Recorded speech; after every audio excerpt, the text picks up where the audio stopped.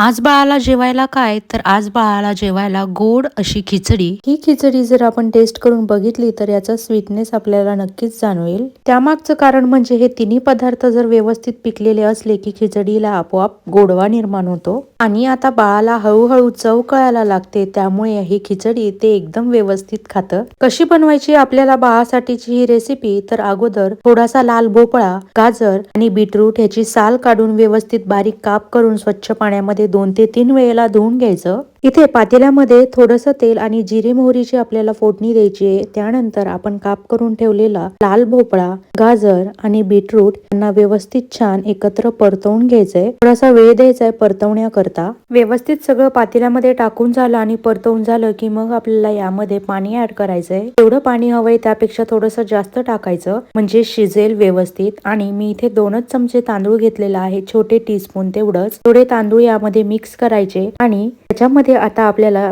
Recipe मधला सर्वात main ingredient ते म्हणजे काय, थोडीशी हळद ऍड करायची 1 टीस्पून आणि व्यवस्थित आपल्याला इथे मिक्स करून घ्यायचंय। आता इथे मला थोडीशी पाण्याची अजून गरज भासत होती, त्यामुळे अजून मी पाणी इथे ऍड केलेलं आहे। आता व्यवस्थितपणे 15 ते 20 मिनिटं लागतील खिचडी व्हायला। अशा प्रकारे जमा होते। आता याचा रेडनेस जो वरती आलेला दिसतोय तुम्हाला पातेल्यामध्ये, तो केवळ आणि केवळ बीटरूटचा आहे। एकदम व्यवस्थित मॅश करायची आणि त्यानंतर एकदम रेडी होते बेबीसाठी ही खिचडी।